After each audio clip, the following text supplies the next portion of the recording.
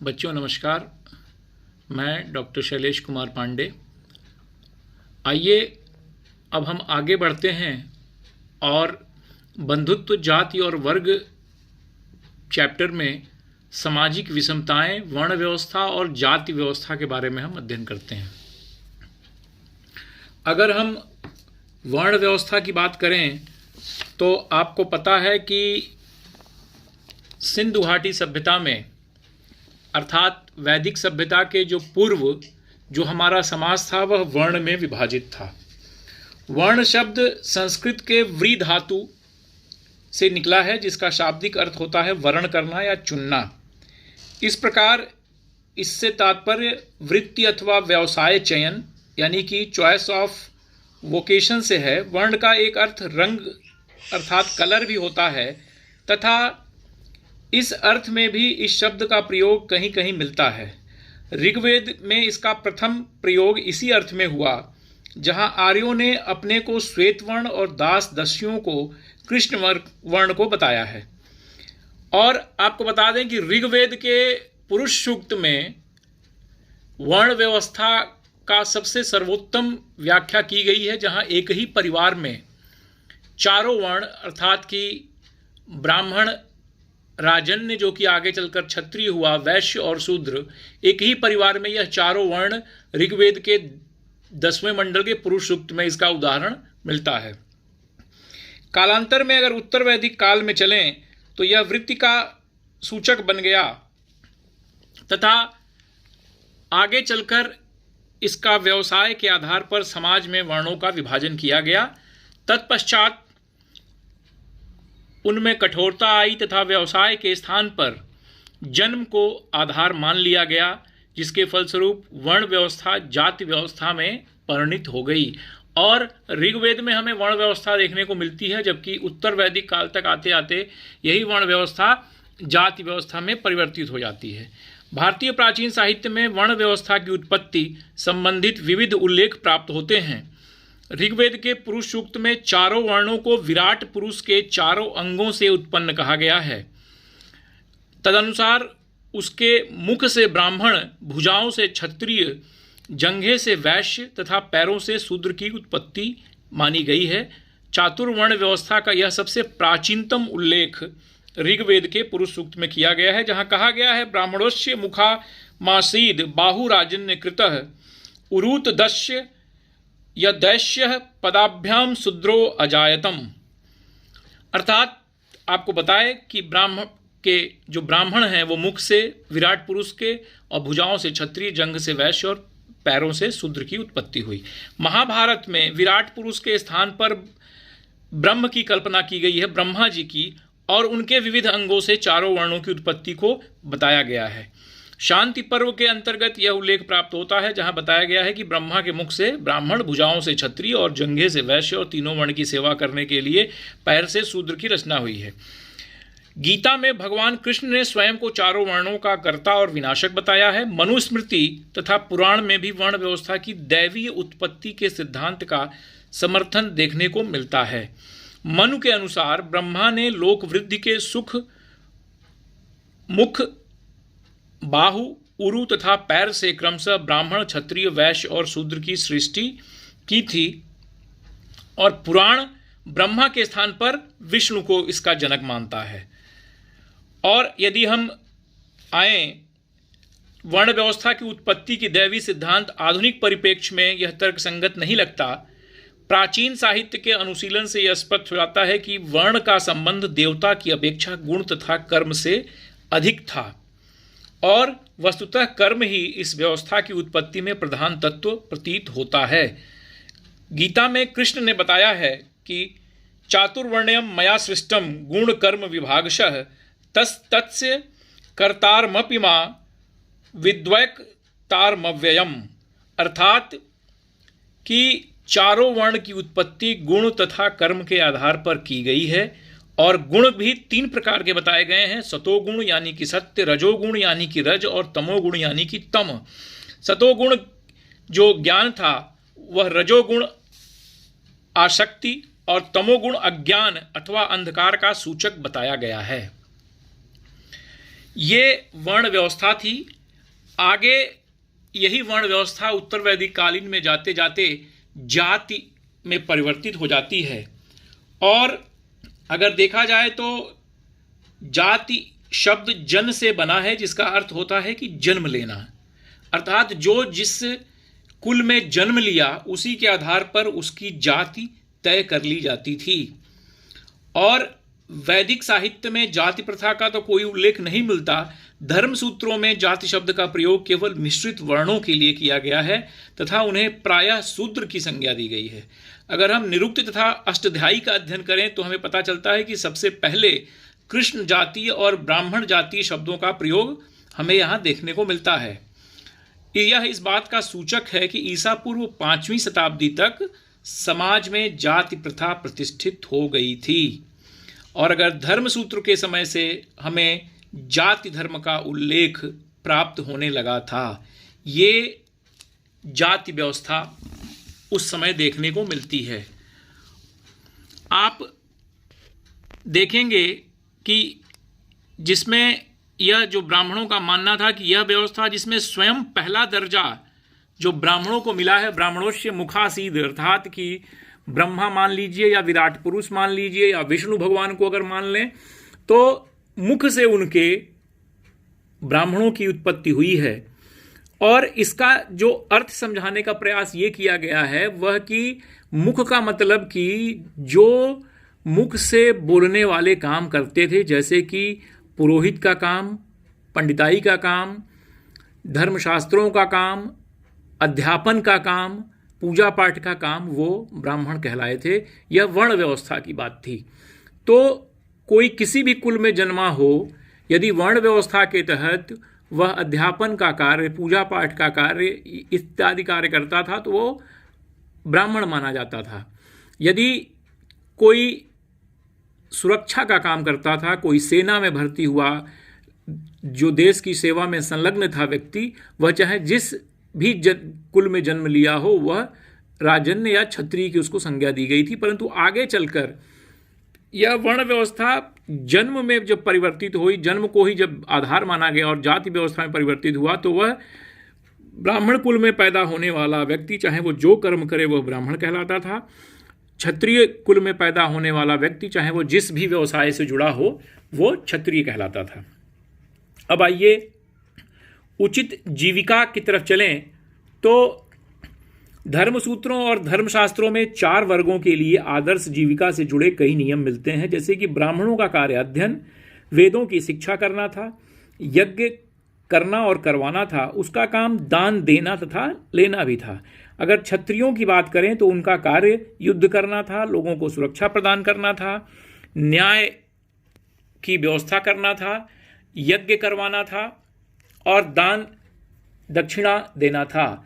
अंतिम जो 3 कार्य थे वह वैश्यों के लिए भी निर्धारित किए गए थे, जबकि साथ में उनसे कृषि, गौपालन और व्यापार के कर्म भी अपेक्षित थे, यानी कि वो ये लोग भी करते थे। कृषि भी, जो वैश्य समुदाय था वह कृषि के कार्य में, व्यापार के कार्यों में लगा हुआ था। और शूद्रों के लिए एकमात्र ही जीविका थी, वह यह था कि जो ऊपर के 3 वर्ण हैं, उच्च वर्ण यानी कि ब्राह्मण, क्षत्रिय और वैश्य, उनकी सेवा करना। इन नियमों का पालन करवाने के लिए ब्राह्मणों ने 2-3 नीतियां अपनाई। जैसा कि अभी हमने बताया कि वर्ण व्यवस्था की उत्पत्ति एक दैवीय व्यवस्था मनाई गई और इसको देवताओं से जोड़ा गया और यही बताया गया कि ब्रह्मा और विष्णु के मुख से इस तरीके की जन्म की जो व्यवस्था थी उसको बताने का प्रयास किया गया। और दूसरे, वे शासकों को उपदेश भी देते थे कि इस व्यवस्था के नियमों का पालन वो निश्चित रूप से करें। तीसरे, उन लोगों को यह विश्वास दिलाने का प्रयत्न किया गया कि उनकी प्रतिष्ठा जन्म पर आधारित है, किंतु यह ऐसा करना कोई बहुत आसान बात नहीं थी। अतः इन मानदंडों को बहुधा महाभारत जैसे ग्रंथों में जो कहानियां हमको देखने को मिलती हैं उससे इसकी पुष्टि की जाती है या इसको बल प्रदान मिलता है। अगर दैवीय व्यवस्था की बात करें तो देखिए यहाँ जो हमने बताया कि ऋग्वेद के पुरुष सूक्त के मंत्र जो उद्धरण होते हैं, जिसमें कि जगत के सभी तत्व 4 वर्ण इसमें शामिल हैं, ब्राह्मण उसका मुख था, भुजाओं से क्षत्रिय निर्मित हुआ, वैश्य उसकी जंघा थी और पैर से शूद्र की उत्पत्ति हुई थी। आगे अगर हम चलें तो यह वर्ण व्यवस्था और जाति व्यवस्था किस प्रकार से राजा, जो दूसरा वर्ग था ब्राह्मण के बाद, वो था राजा का वर्ग जो कि क्षत्रिय कहलाया, और लेकिन उसमें अक्षत्रिय राजाओं के अभी उल्लेख मिलता है, जैसा कि इतिहास में यह बताया गया इसके पहले कि जो सुरक्षा का काम करे, जो सेना में जो नेतृत्व करे जो सैनिकों का, वो क्षत्रिय कहलाता था। परंतु आपको देखने को मिलेगा कि यह सर्वथा उचित बात प्रतीत नहीं होती, क्योंकि शास्त्रों के अनुसार केवल क्षत्रिय राजा हो सकते थे, लेकिन अनेक ऐसे राजवंश हमें देखने को इतिहास में मिलते हैं जो इस बात को झुठलाते हैं। जैसे कि उदाहरण के रूप में अगर देखिए आप, तो मौर्य वंश जिसने कि एक विशाल साम्राज्य पर शासन किया, और उसकी उत्पत्ति को लेकर हालांकि इतिहासकारों में मतभेद है कि वह किस जाति का था, परंतु उसके बाद भी अगर हम देखें तो बौद्ध ग्रंथों में यह इंगित किया गया है कि वे क्षत्रिय थे, किंतु जो ब्राह्मणीय शास्त्र थे वो उसे निम्न कुल का मानते हैं। आगे अगर हम बढ़ें तो शुंग और कण्व जो मौर्यों के उत्तराधिकारी बने, वे ब्राह्मण कुल के थे।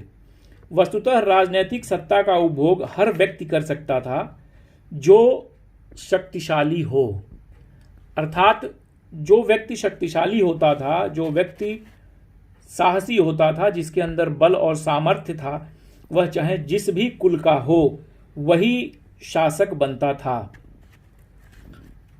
अगर हम देखें तो एक प्रसिद्ध राजा रुद्रदामन हुआ, शक राजा था ये रुद्रदामन, और यह लगभग दूसरी शताब्दी ईस्वी के बीच की बात है।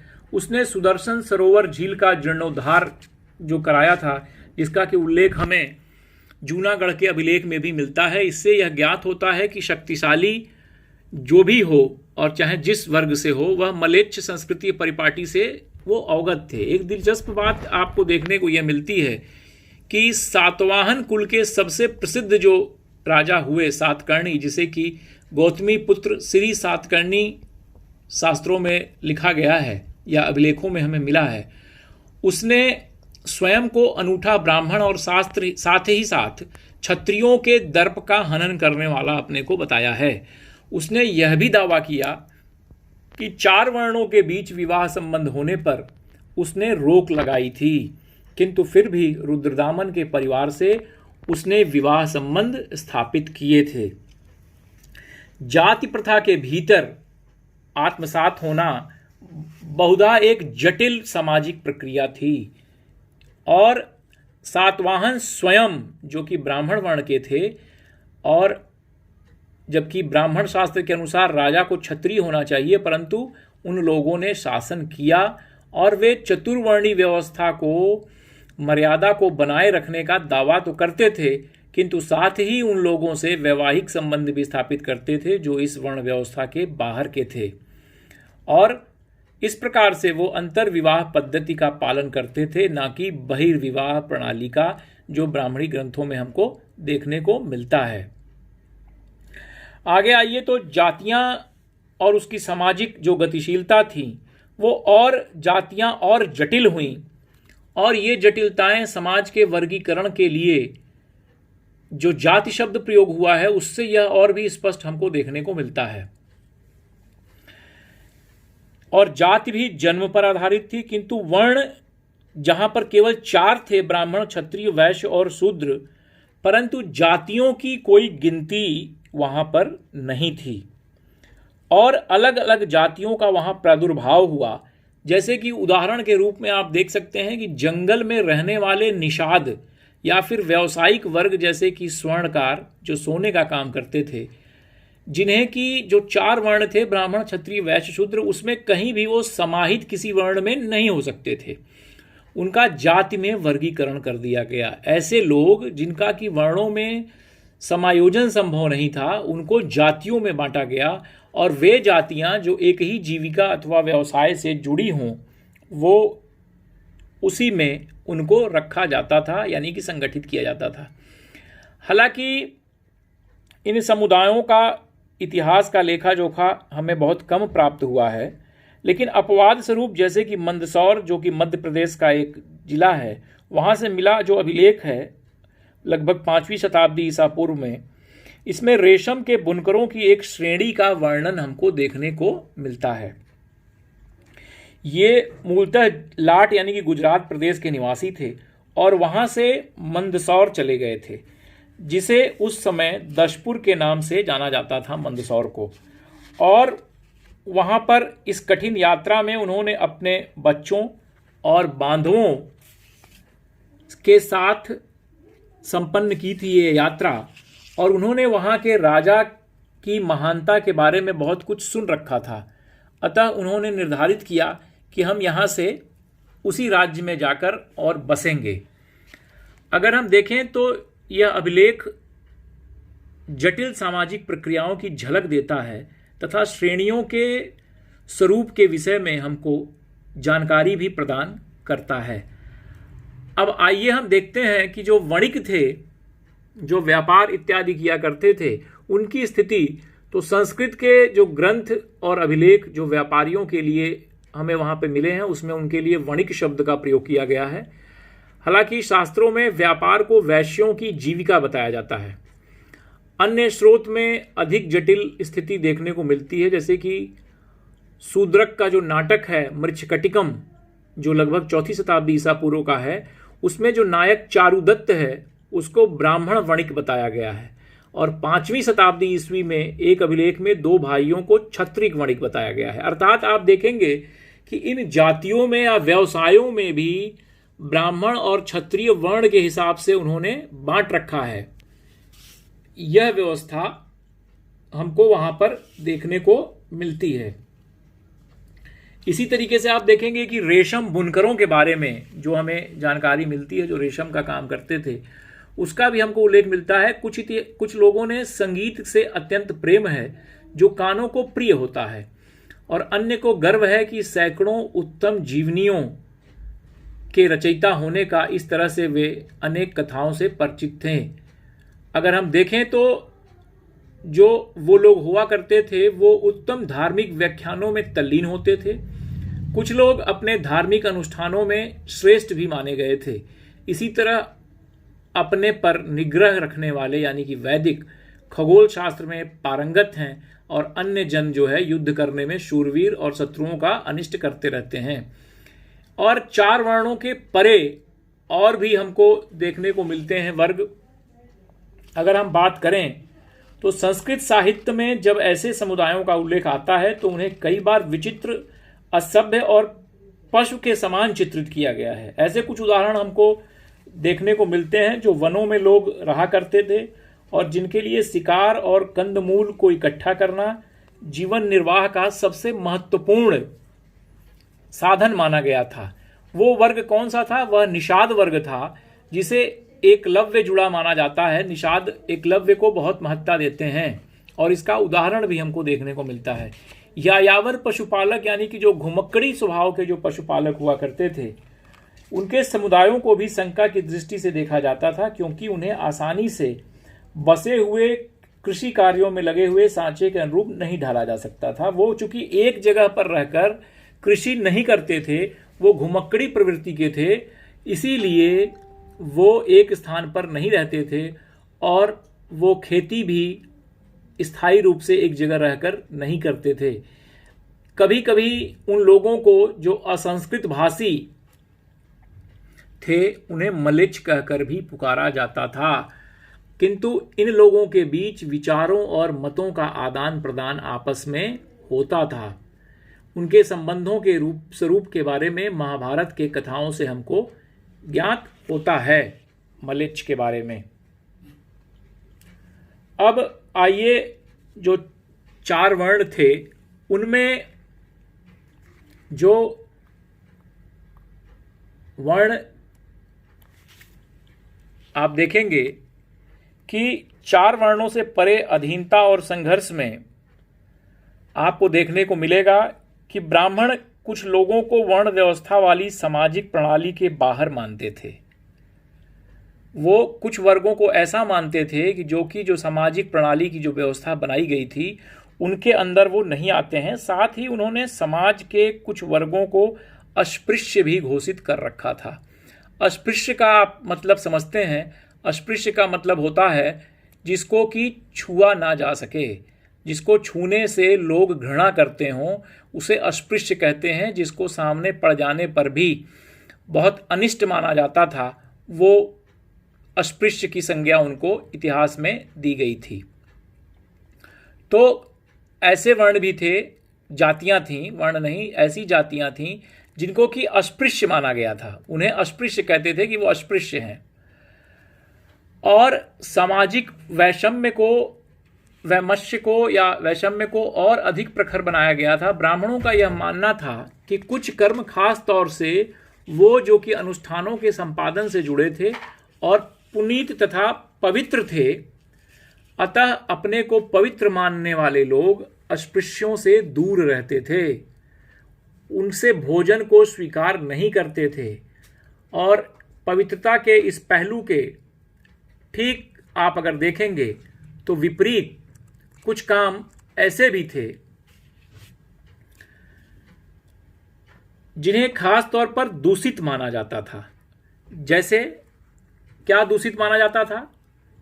जैसे कि ये जो अस्पृश्य लोग थे, ये निम्न कोटि में रखे जाते थे और इन लोगों का काम जो था वो था शवों की अंत्येष्टि और मृत पशुओं को छूना या जलाना। इनको की चांडाल की संज्ञा आगे जाकर दी गई थी। इन्हें ही चांडाल कहा जाता था। शवों की अंत्येष्टि यही लोग करते थे। और जो लोग समाज में अपने को ऊपर रखते थे, इन चांडालों को स्पर्श, यहां तक कि उन्हें देखना भी अपवित्र माना जाता था। मनुस्मृति में चांडालों के कर्तव्यों की सूची हमको देखने को मिलती है। इन्हें गांव के बाहर ही रहना होता था, फेंके हुए बर्तन इस्तेमाल करने रहते थे। इन्हें जो है लोगों के वस्त्र और जो छूटे हुए आभूषण थे उनको पहनने होते थे। रात्रि में वे गांव के बाहर, मतलब गांव के अंदर रह नहीं सकते थे वो लोग। और उनको भिक्षु का जीवन यापन वो करना पड़ता था। समाज में अन्य जो सुविधाएं अन्य वर्गों को मिली हुई थी वो इनके लिए मना थीं।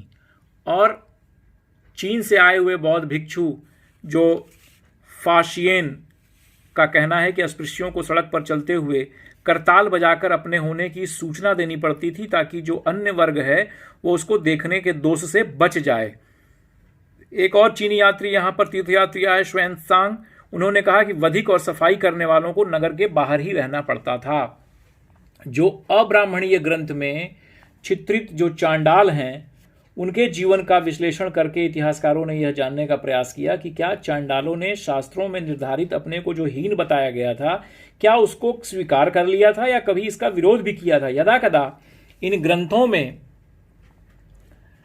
हुए चित्रण में समानता है, परंतु कभी कभी हमें इससे भिन्न सामाजिक परिस्थितियां भी देखने को वहां पर मिलती हैं।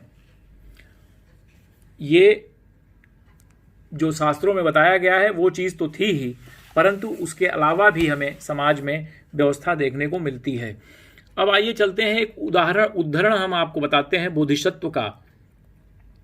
आप देखेंगे कि चांडालों को सबसे निचली जो श्रेणी में रखा गया, एक कहानी है जो कि पाली में लिखी गई है, मातंग जातक से ली गई है। यह कथा बोधिसत्व यानी कि महात्मा बुद्ध के पूर्व जन्म से आधारित है। और महात्मा बुद्ध को एक बार दिखाया गया है कि बोधिसत्व ने बनारस के बाहर एक चांडाल के पुत्र के रूप में जन्म लिया।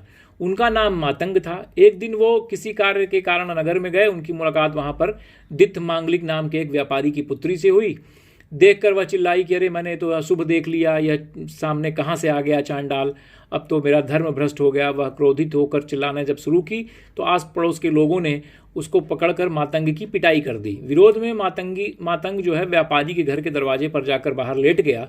और 7वें दिन उसके घर जो स्त्री थी उसके घर के लोगों ने बाहर देखा तो उन्होंने दित्य को उसे सौंप दिया। दित्य उपवास से क्षीण हुए मातंग को लेकर चांडाल बस्ती में लौट गई और घर लौटने पर मातंग ने संसार त्यागने का निर्णय लिया और जब बाद में उसे अलौकिक शक्ति प्राप्त हो गई तो उसने दित्य से विवाह भी कर लिया। फिर बाद में उनको एक मांडुक्य कुमार नाम का एक पुत्र भी हुआ और बड़ा होने पर उनके पुत्र ने 3 वेदों का अध्ययन किया और प्रत्येक दिन वह 16,000 ब्राह्मणों को भोजन भी कराता था। एक दिन मातंग ने सोचा कि अपने पुत्र की भी परीक्षा ले ली जाए, तो वह फटे वस्त्र पहनकर मिट्टी का भिक्षा पात्र हाथ में लेकर अपने पुत्र के दरवाजे पर गया और उसने भोजन मांगा। तो उसके पुत्र मांडव्य ने कहा कि यह एक पतित आदमी तुम लगते हो और भिक्षा के योग्य नहीं हो तुम, यह भोजन जो है ब्राह्मणों के लिए है। तो मातंग ने उत्तर दिया कि जिन्हें अपने जन्म पर गर्व है और वह ज्ञानी हैं वे भेंट के पात्र नहीं हैं, अर्थात अपने जन्म के आधार पर गर्व नहीं करना चाहिए, अपने ज्ञान पर मनुष्य को गर्व करना चाहिए। इसके विपरीत जो लोग दोष मुक्त हैं वे भेंट के योग्य हैं। मांडक्य ने क्रोधित होकर अपने सेवकों से मातंग को घर से बाहर निकालने के लिए कहा। मातंग आकाश में जाकर अदृश्य हो गए। जब दित्य मांगलिक को इस प्रसंग के बारे में पता चलता है तो उसने उससे अपने पुत्र से कहा कि जाकर उनसे माफ़ी मांगो और मातंग ने उससे कहा कि वह अपने भिक्षा पात्र में बचे हुए भोजन का कुछ अंश मांडव्य और ब्राह्मणों को दे दे। यह कथा हमको उस समय समाज में जो यह व्यवस्था अस्पृश्यता की थी उसकी तरफ साफ इंगित करता है कि उस समय की जो व्यवस्था थी अस्पृश्यता की या अन्य जातियों की, वो किस प्रकार से थी कि अपने ही घर में जन्म लिया हुआ पुत्र भी अस्पृश्य लोगों के प्रति उसकी क्या दृष्टि देखने को मिलती है। इस वर्ण व्यवस्था और जाति व्यवस्था में यह बताया गया है। तो बच्चों आज के लिए इतना ही। अब हम आगे अगली वीडियो में हम जब पढ़ेंगे उसमें देखेंगे कि जन्म से परे यानी कि पहले संसाधन और प्रतिष्ठा कैसी थी, संपत्ति पर स्त्री और पुरुष का अधिकार क्या बराबर था या अलग अलग था, वर्ण और संपत्ति के अधिकार किस प्रकार से थे। तो इसका अध्ययन हम लोग आगे की वीडियो में करेंगे। तब तक के लिए बहुत बहुत धन्यवाद।